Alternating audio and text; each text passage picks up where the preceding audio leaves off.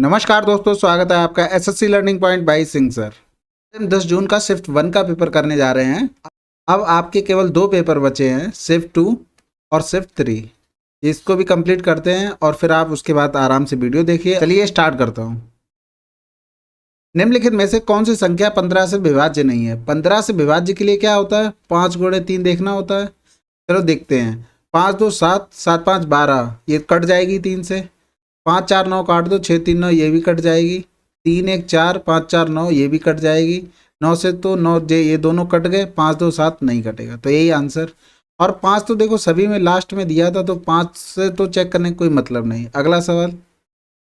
एक कमरे की लंबाई चौड़ाई और ऊंचाई क्रमशः 7 मीटर, 4 मीटर, 9 मीटर है। कमरे की दीवारों और छत को 7.5 रुपये प्रति मीटर स्क्वायर की दर से सफेदी करने का खर्च क्या होगा? देखो, अब हमें एरिया क्या निकालना है?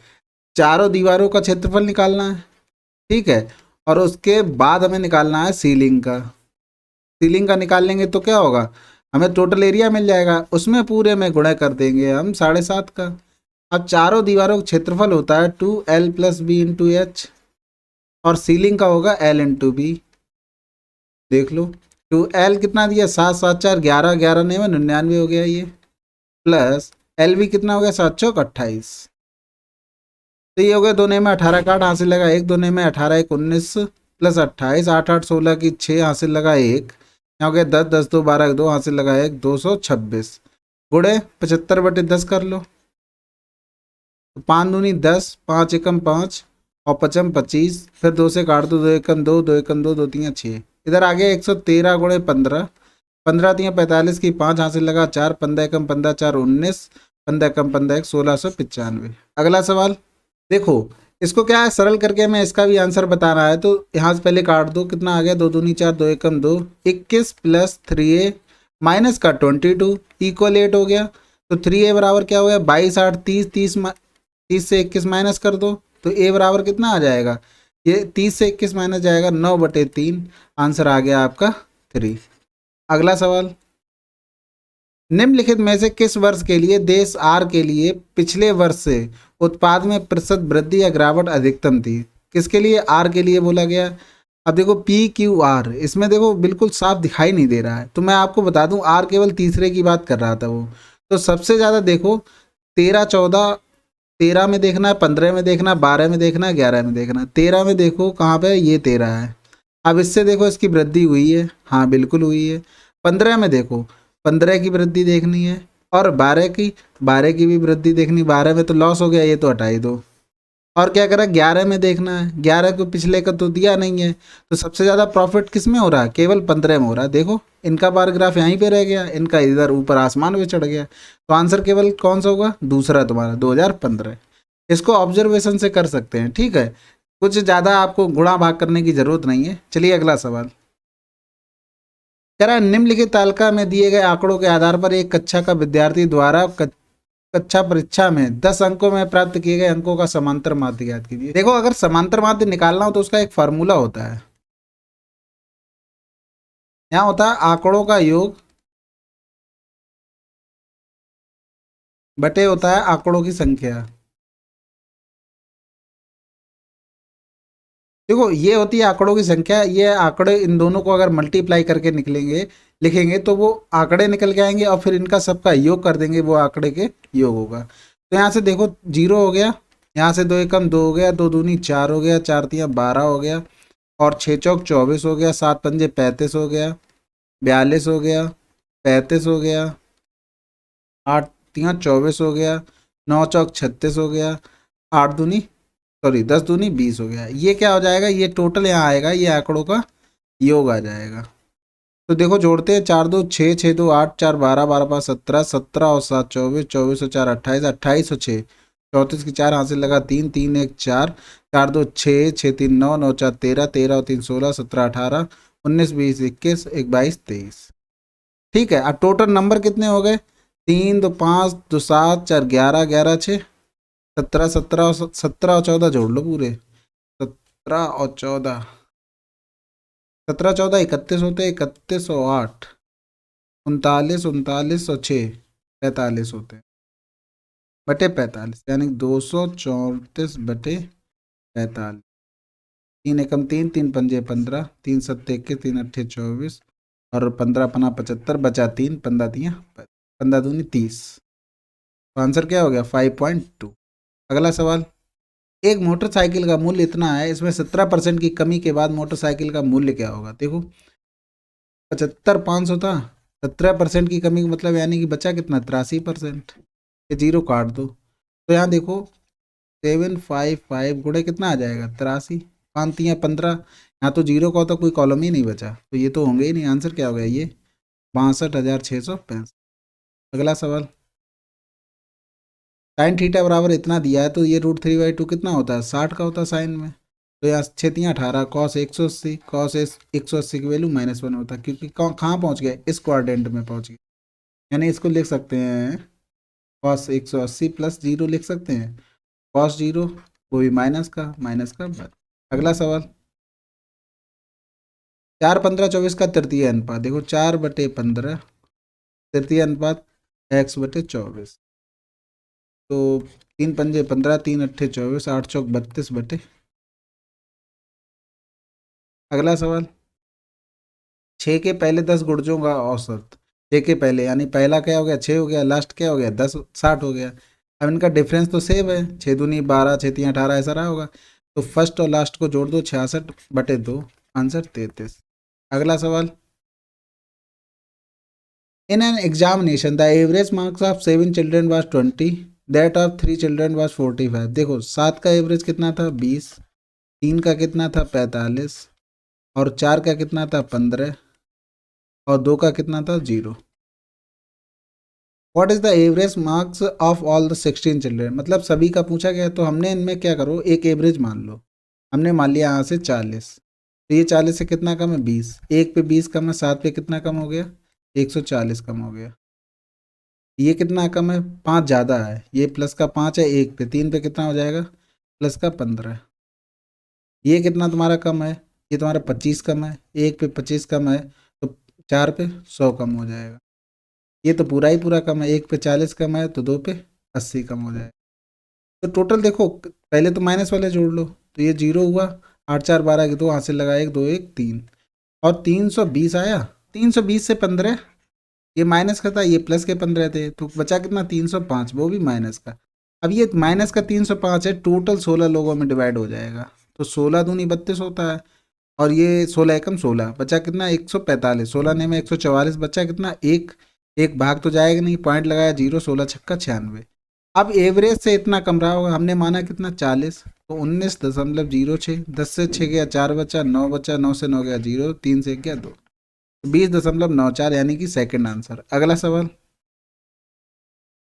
वृत्त के चाप की लंबाई ज्ञात कीजिए जिसकी त्रिज्या 35 सेंटीमीटर और चाप वृत्त के केंद्र पर 36 डिग्री का कोण बनाता है। देखो जब 35 है तो पूरी उसकी पेरीमीटर क्या हो गई 2 गुणे 22/7 गुणे 35 हो गया। यानी कि जब क्या होता है 360 डिग्री का एंगल बनता है, यानी पूरे में कितना बनता है 360, तब इसकी लंबाई कितनी आ गई 2 गुणे 22/7 गुणे 35 आ गई।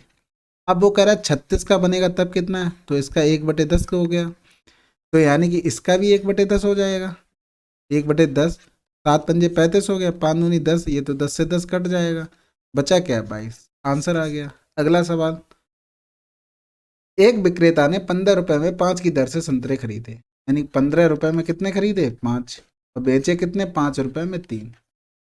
अब हम इनका क्या करें, जितने क्वांटिटी थी ना उनको बराबर करें, क्योंकि जितने खरीदे होंगे उतने ही बेचे, तभी प्रॉफिट लॉस निकलेगा। तो इसमें 3 का गुणा कर दो इसमें 5 का, तो इधर भी 3 का हो जाएगा इधर भी 5 का, तो ये हो गया 15 3 45, ये 25। तो ये देखो घाटे में बेच रहा है, कितने घाटे में 0, 4 से 2 गया 2, 20 रुपए का घाटा हुआ कितने में 45 में, गुणे 100 कर दो, 5 चौको 20, 5 ने 45, यानी कि 400/9, ये हो गया 9 चौक 36, 44 सही 4/9%। अगला सवाल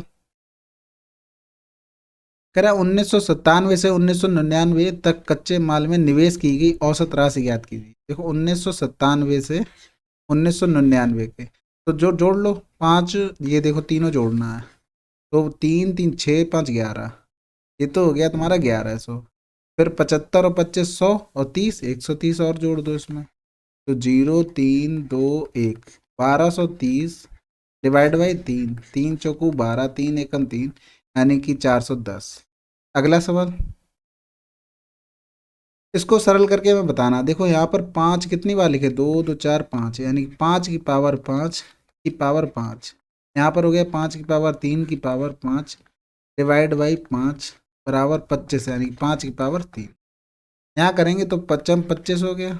यहाँ हो जाएगी 5 की पावर 15 और भाग 5 बराबर 5 की पावर 3 और 3, ये कुछ पूछा भी था, ये इसको मान लेते एक्स, एक्स मान के चल लो। तो देखो 5 की पावर 25 और 15 जोड़ेंगे तो 5 की पावर 30, भाग करेंगे 5 की पावर 1, 5 की पावर 3 एक्स, ऊपर जाएगा तो माइनस का हो जाएगा, सॉरी 40 होगा यहाँ पर। तो 5 की पावर 39 हो गई, क्योंकि ये वाली जाएगी तो माइनस का बंद कर देगी जाके, तो कितनी होगी 39, 5 की पावर 3 एक्स।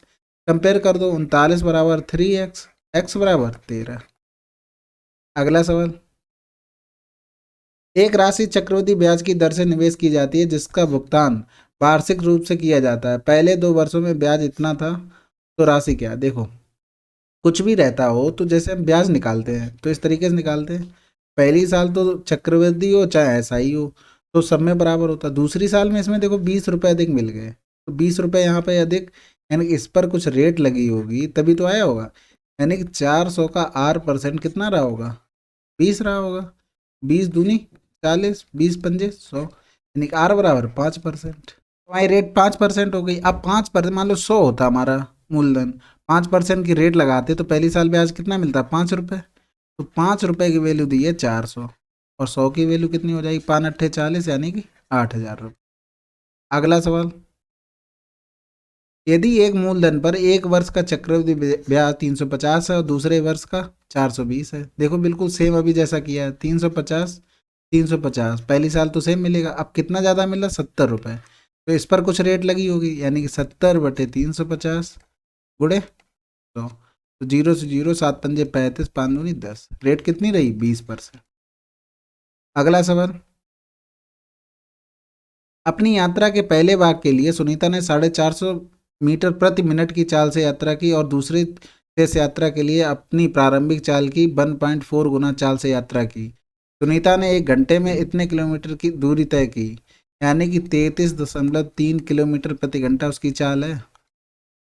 अब कह रहा है सुनीता ने कम चाल से कितनी दूरी तय की। अब देखो यहाँ पर अगर चाल निकालते हैं ये वाली, तो 450, पहले मिनट को सेकंड में चेंज किया, फिर इसमें 18/5 का गुणा कर दिया, तो ये क्या बन गया, किलोमीटर प्रति घंटा, यानी 5 नेम 45 और 0 0, 6 3 18, 9 3 27 किलोमीटर प्रति घंटा, तो इसकी चाल बन गई। अब इसकी चाल से 1.4 गुना, यानी कि 27 मल्टीप्लाई 1.4, 14 सत्ते 98, यहाँ से लगा 9, 14 दूनी 28, 28 और 9 37, 37.81 ये हो गई। तो देखो 27 थी, 37.8 थी, और इनकी ऑल ओवर कितनी थी, 33.3 थी। अब इससे घटाएंगे तो 3, 13 से 7 गया 6, बचा कितना 2, 2 से 2 गया 0। अब इसको घटाएंगे, 8 से 3 गया 5, 7 से 3 गया 4, तो देखो 9 पन्ना 45, 9 सत्ते 63, रेशियो कितना आ गया 7, 5/7। अब देखो ये दिया क्या था, किलोमीटर प्रति घंटा दिया था, यानी कि चाल समय के रिस्पेक्ट में, यानी कि ये रेशियो है, ये समय क्या है हमारे पास, टोटल समय 1 घंटा था, यानी कि 12 की वैल्यू 1 घंटा, तो 5 की वैल्यू 12/5, सॉरी 5/12 हो जाएगा, यानी कि ये वैल्यू आ गई 5/12। अब इससे ये आ गया समय तुम्हारा, ये दी गई दूरी जो धीरे चल रही, तो 27 गुणे 5/12, 3 नेम 27, 3 चौकू 12, 9 पन्ने 45/4, 4 एकम 4, 4 एकम 4, 4 दूनी 8, 4 पंजे 20, इतनी दूरी उसने तय की गई होगी।